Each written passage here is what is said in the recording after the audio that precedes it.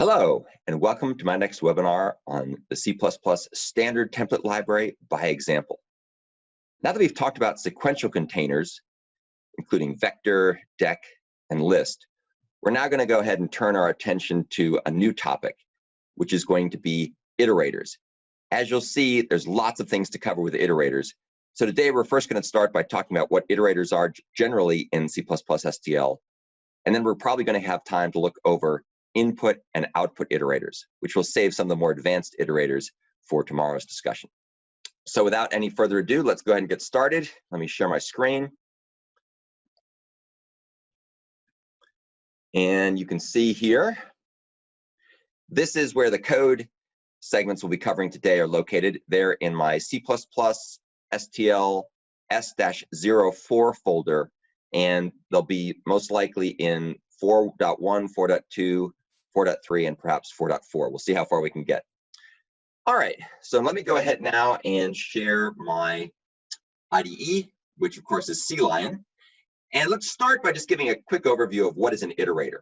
So an iterator in STL is a very important concept. It's really core to the way in which containers and algorithms are connected together. And the iterator in STL is based very heavily on the gang of four iterator design pattern.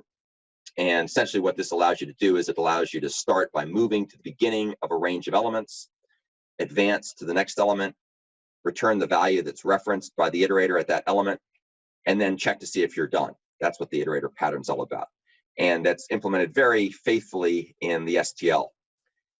The iterators that we'll see here give you features that are somewhat along the lines of pointer arithmetic in C and C++ with native built-in arrays. So for example, if you have an array of ints or an array of characters, an array of doubles, or an array of employee records, or whatever you have an array of, you can get pointers to the beginning of those arrays, and then you can do various operations like plus plus and plus equals and minus minus and subscript and less than and greater than and equal to and so on and so forth, moving the pointers around the array that they're pointing into.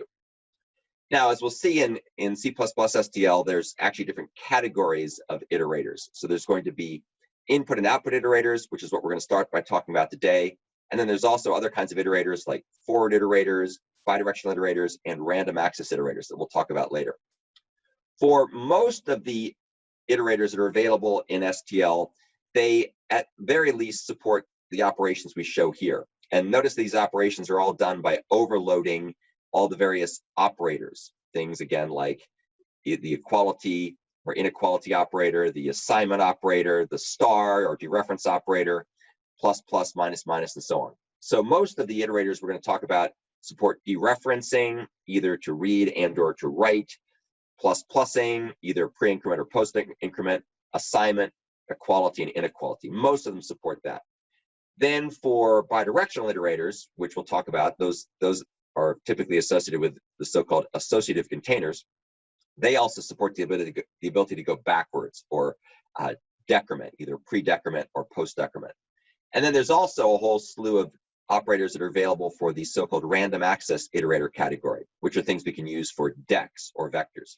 And there, as you can see, we've got the full range of pointer arithmetic, plus equal, plus minus, subscript, and then the various relational operations. Every one of the C++ containers comes with a set of factory methods, begin, end, or rbegin, rend. And these factory methods are used to return the appropriate iterator that's associated with the type of container that they've got. So if you've got a vector or you've got a dec, then your begin and end or rbegin and rend factory methods will return random access iterators. If you have things like lists or sets or maps, then if you use the factory methods to get the iterators, you'll end up getting bidirectional iterators, and so on and so forth. You, however, are perfectly well equipped to create new iterators if you don't like the ones that come out of the box, although the ones out of the box are typically pretty good. And then you can also make your own predefined classes and define iterators for them as well. And I'll show you some examples of how to define iterators later when we talk about my array class, which is kind of fun. Iterators are very, very fundamental to generic programming, which of course is the whole paradigm that STL is based on, because they allow you to decouple the containers and the algorithms. So typically the way it works is you get iterators from your container, and then the algorithms that you use are passed the iterators, and they do various things based on the types of iterators that are passed to them. So let's start off by taking a look at a simple example. This is going to be one of the most fundamental yet most useful iterators. This is going to be the input iterator and the output iterators, and it's going to be the copy algorithm. So this particular example, I just for fun, I have my own little version of copy, which undoubtedly looks almost identical to the one that's in STL itself for your favorite implementation of STL. And because there's already a copy algorithm, I stuck this in a namespace called my copy. So you can see this particular function takes an input iterator and an output iterator as template parameters, and it's going to take a first and a last input iterator and a result output iterator, and then it also returns an output iterator. And here is the very, very simple behavior of the copy algorithm. It simply iterates from first to last, and it checks to see whether the first iterator parameter is equal to the last iterator parameter. If it's not, it can keep going. And then every time through, it's going to go ahead and dereference the first iterator to get the current value we're looking at, and it stores it into the result iterator by dereferencing that. And then you'll see that in the for loop, we increment first by 1 and increment result by 1. So just walking through this range, basically one at a time, and doing the copy. And then when we're all done, it returns the output iterator. Okay, so let's take a look at how we can actually use this particular iterator to do some interesting things. So first, we're going to show how to use it on a built-in array. So here we've got a good old built-in array of ints called A1, and you can see it has the values 1 through 10. And then we compute the size of A1, where we take the size of A1 and divide it by the size of each element. So that'll tell us the number of elements. Then we define ourselves A2, which is another built-in array of size A1. And then we go ahead and we do the copy algorithm. So here's the copy algorithm from right up here. And what we're going to do is we're going to start at A1, and then we're going to go through it one element at a time up to A1 plus A1 size. So that's really one past the end. And every step along the way, we're going to store the result into array A2. And if you take a look at this, this is just good old built-in C++ pointer arithmetic. We're just taking essentially an int pointer as the first, an int pointer as the last, and an int pointer as the result. And we're going through here, dereferencing the pointers and incrementing one at a time. So the point of this is that these built-in algorithms work just as well for built-in types, or rather the predefined algorithms in STL for copy and everything else for that matter, work just as well for built-in types, native types like int arrays, as well as for containers like STL vector. So once we go ahead and copy, we go ahead and print the results. I'll show you this in a second. And then down here, we do the same thing, except this time we're going to define a pair of vectors. So we have vector v1 and we have vector v2. And it says v1 is set 1 through 10. v2 is going to be set to the same size as v1. So obviously, if v1 has 10 elements, its size will be 10. And then we go ahead and we perform another copy using the same copy algorithm, the one that we showed up here, except this time we're going to start from the beginning of the vector v1 using the begin factor method to get us an iterator. And then we use the end factor method to get us one past the end. And then we're going to go ahead and store this, going to copy it into the beginning of vector v2. So again, under the hood, because of the magic of the way that iterators are defined for the vector class, it's going to go ahead and basically have objects first, last, and result. And these objects are going to have their plus plus and dereference and not equal operations defined in terms of moving about through a vector. And we'll come back and take a closer look at how vectors iterators work a little bit later. And I'll actually show you an implementation that's very similar to what you get in vector that I wrote to illustrate the point more clearly and with more comments for that matter. The STL code is notorious for having very few comments. When we're all done, we're going to go ahead and go through vector v2, and we're going to print each element one at a time. So let's go ahead and run this code. Hopefully it'll compile. And you can see here that we put 10 elements into our built-in array, and we copy A1 to A2, and then we print the contents of A2. Works fine. Do the same thing with an STL vector. copy 10 elements from vector v1 into vector v2 using the copy algorithm, and we print it out, and voila, we get the same result that we'd expect. You'll notice, by the way, I'm using the range-based for loop here, just because I find it very concise and easy to write. Okay, so that was our first example. We'll obviously cover much more interesting stuff in the examples to come, but I wanted you to get started with something that's pretty simple. And this also illustrates how the copy algorithm works.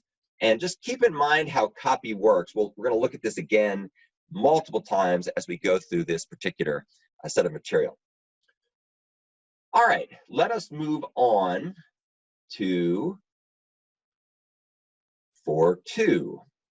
And this is also another interesting set of discussions. So this particular example is going to show us some other features of iterators, particularly the concept of const iterator. And we're going to compare and contrast const iterators with non-const iterators, and you get to see how they're used. So as you can expect, just like with Java, there's iterators that are defined on all the predefined containers. Just like in Java, we have iterators that are defined on all the predefined collections. There's also some iterators defined on other non-container style classes like C++ string, which is not strictly part of the STL C++, the C++ standard template library, but it is part of the C++ standard library. Now, one of the interesting things you can do with an iterator is you can kind of treat them as kind of smart pointers, and that's because they can store state. And we'll see, for example, that the iterators we use are always going to keep track of where they are in the iteration, and they're going to use that state information to know where to go to next when they're plus or minus or subscripted into if they're random access iterators, and so on and so forth. So the basic operations on iterators, again, the core ones are plus, dereference, which is the star, and then comparing for equality or inequality. Now, we're going to show how you can use these things, again, in another fairly simple example. And the way this almost always works, if you're using the iterator pattern and the iterator forms, is you get yourself an iterator by using a factory method like begin or end or rbegin or rend, which gets you reverse iterators. And then you can advance going through them by plussing. As a general rule of thumb, if it doesn't matter what the result of the increment is, always go with a pre-increment of an iterator, not a post-increment of an iterator. And then you can always read the value by using the star operation. But we're going to see, depending on whether you have a const iterator or a non-const iterator, the behavior of star will be somewhat different in terms of the operations you're allowed to perform. So we're going to define a little method called print const, and we'll show how that works in a second to kind of make the example a little bit more concise. So here we're going to go ahead and create ourselves a vector of int with 10 elements in it, or actually is it 9 elements in it. And it's going to go 1, 2, 3, 4, 5, 4, 3, 2, 1. So we've got 9 elements in here. And then what we're going to do is we're going to iterate through that vector from the beginning to the end. And we're going to use explicit iterator syntax here. So you can see that vector : iterator is something that's known as a trait. And if you go here and you look actually at the vector class, here's the vector implementation in STL, you can see that it has this trait defined called iterator. An iterator is a type def of some internal class that's part of the G++ implementation that's going to be this thing called normal iterator that's going to be connected to a pointer and a vector. And that's just implementation detail. But the key things I want you to notice here is we have iterator, we have const iterator, we have something here called value type, we have something here called reverse iterator, we have all kinds of different things that are defined that are defined as type defs, and these are what are known as traits. And a trait is basically metadata that's associated with a container that indicates the specific types that are used to implement these general concepts, like a value type, which would be whatever type you parameterize the class with, or an iterator, or a const iterator, or a reverse iterator, or a const reverse iterator, and so on and so forth. And we'll take a closer look at those things later. For right now, you'll see that we're doing this explicitly with iterator syntax. So we get the beginning of the vector's iterator, and then we're going to go till we get to the end. And every time through, we're going to print the item that's pointed to by the iterator.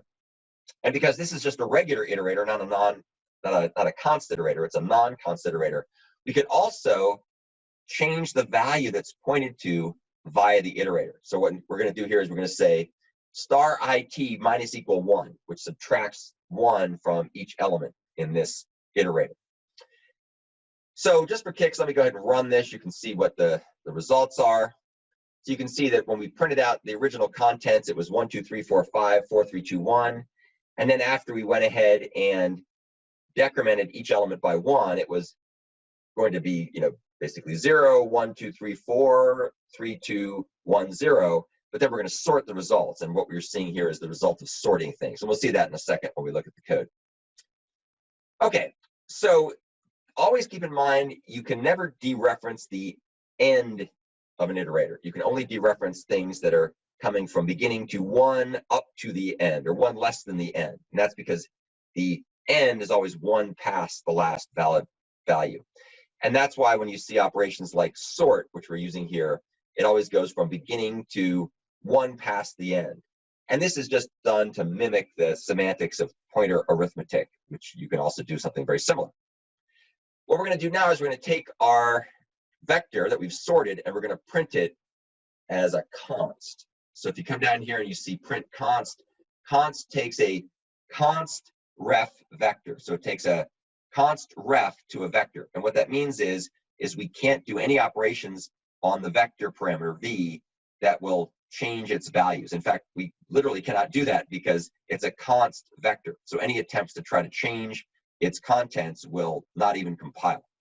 So how do we program this? Well, if you're using kind of the old school full-fledged iterator syntax with const underscore iterator as the trait, then your code looks like this. So you say vbegin, so this is a const iterator, keep going till we're done at the end, and at every step along the way we can print the item by dereferencing it through its iterator.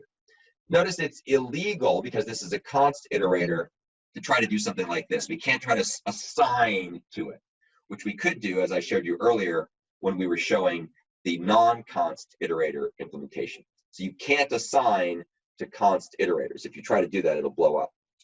Likewise, you also have to make this a const iterator. You can't say iterator. Notice it doesn't like that. It's going to say this is a const iterator. You can't do this. This is illegal. So we have to make it const. Now, I don't know about you, but this is rather verbose syntax, and obviously the compiler thinks so too. So it comes along here and it tells us you should use a range-based for loop instead. And so if we click that button, we go from using the const iterator trait to using a range-based for loop, and then the compiler can deduce the types. And in fact, we could even be more clever. We could say auto, and it'll figure out what needs to go in there. So that's probably how I would actually write this code if I wasn't trying to teach something about iterators. Okay, so let's come back up here. So you can see how we went through, iterated through the vector, made changes because we didn't have a const iterator. If I had changed this to const iterator, then this down here won't work anymore because we're trying to modify a const. So obviously that's illegal.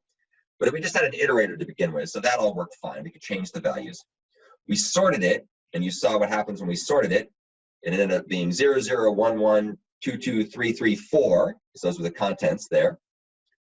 And then what we're going to do is, just for kicks, we're going to make a vector of something else. We're going to make a vector of strings. So the strings are going to say hello world.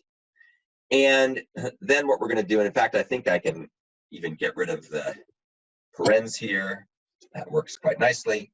And now, once again, I'm going to go ahead and go through this using my vector of string iterator. And since I don't make any changes, I could use const iterator here, and that'll work fine.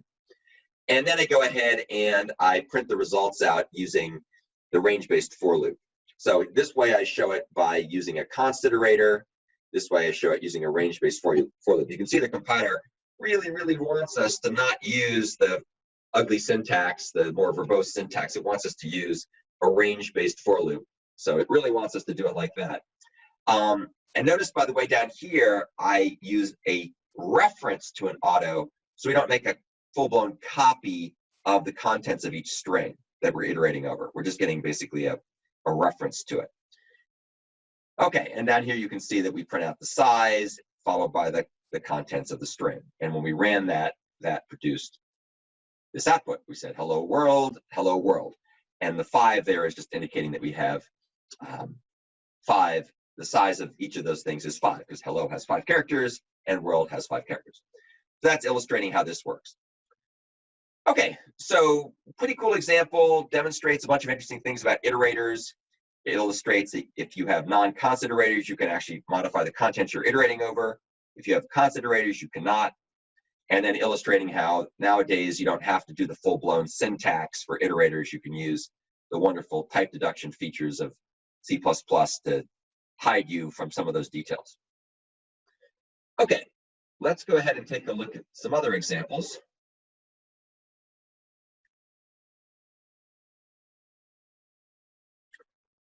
So this just illustrates the concept of traits a little bit more. So as I mentioned in C++ STL, every container carries with it its traits, which are basically its metadata, its information about the container. And here are some examples. You can have the iterator category, which will be input iterator, output iterator, forward iterator, bi-directional iterator, or random access iterator. You have the value type, which is the type that you're parameterizing that container with. Difference type, which is used to identify the distance between iterators if they point to the same container. Pointer, which is a pointer as the value type. Reference, which is a reference to the value type. And then const variants of these kinds of things as well. And as you'll see, generic algorithms often use these traits in order to dictate their implementation details. So we'll see how that gets used later. So here's a couple of fun examples. We have a list of doubles. And again, we can use the newer syntax to get rid of the additional parens. And in this particular case, we go ahead and get ourselves an iterator to the beginning of this list. And we could also have used this if we wanted to. We don't have to, we can say auto. If we want to, obviously, if we do this, then we have to comment this guy out. So we won't have multiply defined names with the same string or same characters. Either way works fine. And once we do this, we can go ahead and assign the value there because it's a non-const iterator. We can then print the contents of this list. And then just to illustrate a few things, we can get a const iterator, and we can also get a value type. So const iterator will then be something we can't change, and value type will just be an instance of whatever this thing happens to be parameterized with, which in this case happens to be double. And if you don't like to use the iterator syntax with the traits, you can use auto, and that works quite nicely. Notice that if you have a const iterator, you can't do this because, of course, it's const. So when something's a const iterator, it can only be used on the right-hand side of an assignment statement, not on the left-hand side. And I probably should move this up here because that's the better place for it to show up. All right, but let's go ahead and comment that out because we're not actually using that. So this is just kind of drilling down a little bit into more aspects of iterators. Even if you end up deciding in the long run to use the auto keyword, I still recommend that you understand how things work under the hood with the traits because it's a very useful technique to know, even though it's been subsumed by the compiler. All right, let's go ahead and take a look at the next example. So STL iterators have some pros and cons. One really cool thing about STL iterators is they allow you to treat everything, all the containers, in a common way because you've got iterators and const iterators, and everybody has iterators and const iterators. You can also think about these iterators as basically kind of stateful smart pointers. You can dereference them, they can store state. And another cool thing about iterators is they work just as well for built-in classes, or sorry, built-in data types like int arrays or double arrays as they do for user-defined classes like vectors, decks, sets, and so on. And so they have mimic the same types of operations you're already accustomed to for pointer arithmetic. There are some downsides, however. For example, one thing, which is also a problem with good old C++ pointer arithmetic, there's no bounds checking. So out of the box, crazy things can happen, and your program can scribble all over itself. And hopefully if you run your memory checker tool, you'll discover this, but this can also cause you some headaches if you're not careful. Not all iterators support the same types. So some iterator types are, not all containers have the same types of iterators. So you can have things like vectors and decks, which have random access iterators. You have things like sets and lists that have bi-directional iterators. So not every algorithm can be mixed and matched with every type of container in a completely orthogonal interchangeable ways. And that can be a little confusing at times. Another tricky issue is that if you're not careful, certain iterators, especially iterators to vectors, can become invalidated if the vector changes, if it grows, for example, and it has to be reallocated and copied. So you have to be aware of which iterators support basically robust behavior and which ones don't. So in the, long and the short of it is, iterators have all the pros and cons of pointers. They can be very powerful, but they can also be very dangerous if you're not careful. So here's some examples that illustrate the pros and cons of iterators in STL. And let's see, let's go ahead and stretch that out a little bit so you can read it. So we're going to go here and we're going to start out with a vector of long, and we're going to call that container. So we have a type def called container. So we can define ourselves a container, and we're going to give it the size 0. So it's an absolutely empty container, nothing in it at all. Then we're going to go ahead and get an iterator to the beginning of the container, and then we're going to do something you should never ever do. We use a do while loop to walk through the container, printing the contents.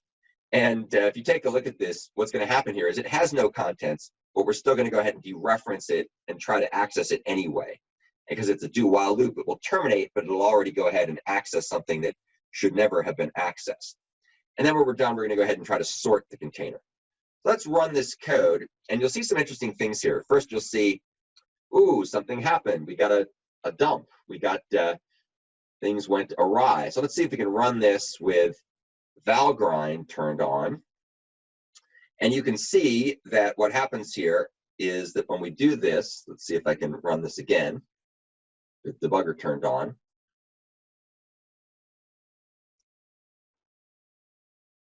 Okay, so what happened here is we got a segmentation fault because we were trying to access an element that had never been allocated, because we started out with a container with no elements in it. And we ran it with the Valgrind option, which is the one we see up here with Valgrind mem check. You can see it came back and said, at this line, we got an error trying to read this value because the value was not allocated properly. It wasn't supposed to be accessed because we had a 0 size container, 0 size vector. So as a result, the code compiled and ran, but it had a very serious bug in it. And that bug only showed up when we ran the memory checker. Now, just to make this point also clear, let's go ahead and change this from a type def vector of long to just a good old type def of a list of long. And now you'll see when we try to compile this code, in addition to having the problem we did before, we're going to have another problem. And this should actually not compile. And we'll probably get some weird error. Yep, we got some weird error. And basically, the error is saying, no match for operator minus. What the heck does that mean? Well, what that means is that we used a list instead of a vector. And the type of trait in a list is not a random access trait for the iterator. Instead, it's a bidirectional iterator. And so you can't subtract. You can minus minus, but you can't subtract. And so as a result, sort, which uses a quick sort like variant internally, is trying to use a minus operator here. And of course, there is not one defined on list because the iterators for it are bidirectional iterators, not iterators that are come baked out of the box, having the ability to have a minus. They can do a minus minus, but they can't do subtraction, for example. So that's just illustrating that you can't mix and match containers just willy-nilly because their iterators have different categories. Bidirectional iterators, random access iterators, and so on and so forth. Okay, so those are just some illustrations of problems that we have when we're trying to use iterators. All right, so that was the material that I wanted to cover today. What we're going to do is pick up tomorrow, and let me give you a sort of a tour of what we're going to cover next. So the next set of things we're going to cover, if we go over here, are going to be what's in store for us in 4.3 and 4.4. So tomorrow we're going to cover the input iterators and the output iterators. And you'll see that input iterators only let you read things, and output iterators only let you write things. And then we're going to talk about something else called a forward iterator that allows you to read and write things. And we'll learn about certain types and certain algorithms that expect to have iterators that are at least input iterators or at least output iterators And then we'll also talk about some other algorithms that expect to have things that are at least forward iterators, and so on and so forth. So these different types of iterators actually form a hierarchy. It's not really an inheritance hierarchy, but it's more of an hierarchy of operations that are supported using the magics of templates and so-called duck typing, which is actually kind of funny. Let's type in duck typing C++. So duck typing is, let's see if they have, yeah, here we go. Go look at Wikipedia. Duck typing, it's a famous phrase. If it walks like a duck and it quacks like a duck, it must be a duck. And so that's pretty much what you get with C++ and STL. If it has operations that match, then it must be one of those kinds of things. And we'll see that's certainly true for input iterators and output iterators. Well, we're going to cover those topics tomorrow. Let me see if there's any questions. Okay, it doesn't look like we have any questions today. So as always, thanks everybody for showing up. I hope you guys have a great Memorial Day weekend. And oh, there is a question. Go over the implementation of Const Iterators again. Sure, we got plenty of time. So let's go ahead and do that. I will go back over here. So there's actually probably a couple of questions here. What are Const Iterators, and then what's the implementation of Const Iterators? So for the time being, I am just going to talk about what is a Const Iterator, and then maybe we'll take a little peek, if we have time, at what a Const Iterator is implemented as. And we'll see if we can get the code to cooperate. But I'll certainly explain what they are. So a regular iterator, as we had seen before, gives you the ability to be able to store elements into the underlying container that's pointed to or referenced by the iterator.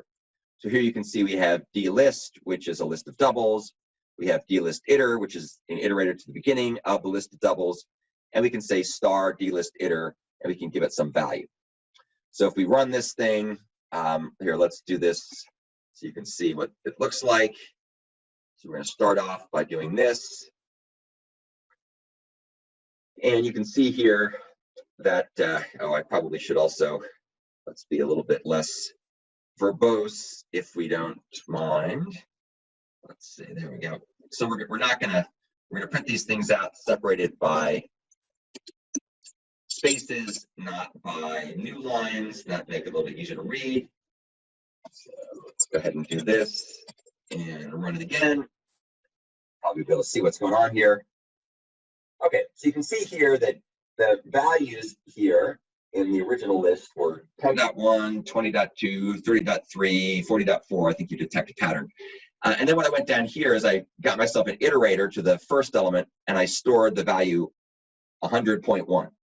And then when I printed the results out, you can see it had the side effect of changing that element.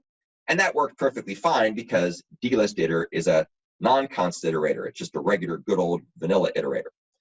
Down here, in contrast, I defined a const iterator. And so this dlist const iter is a const iterator, and you can tell it's a const iterator because I say const iterator here. I use the trait that's associated with a const. And therefore, I can no longer use the dereference operation on the left-hand side. I could still use the dereference operation on the right-hand side. I could say something like this. Let's see. Oops. Oh, now I know I had this here before. All right, so let's do this.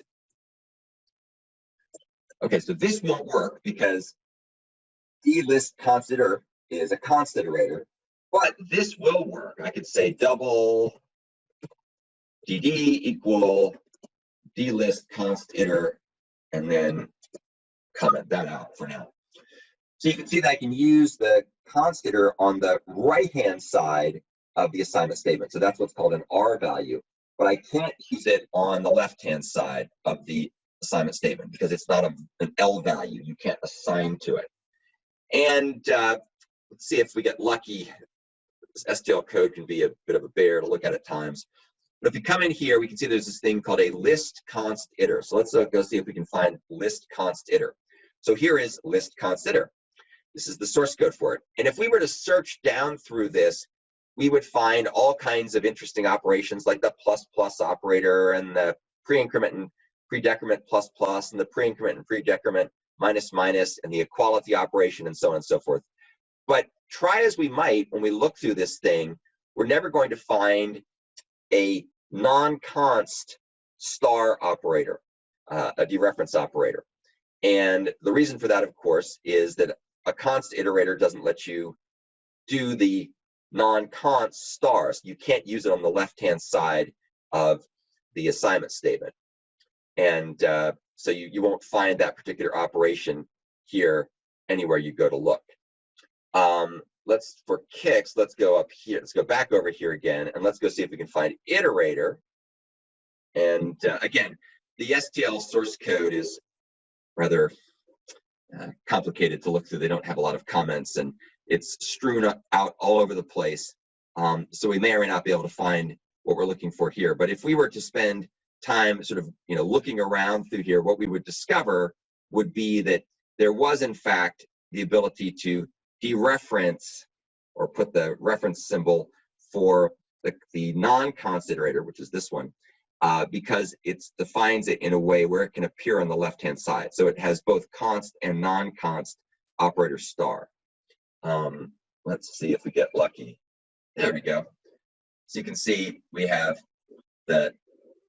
this is the version that's the const version. And then there should also be a non-const version somewhere lurking here as well. Let's see if we can search for this thing.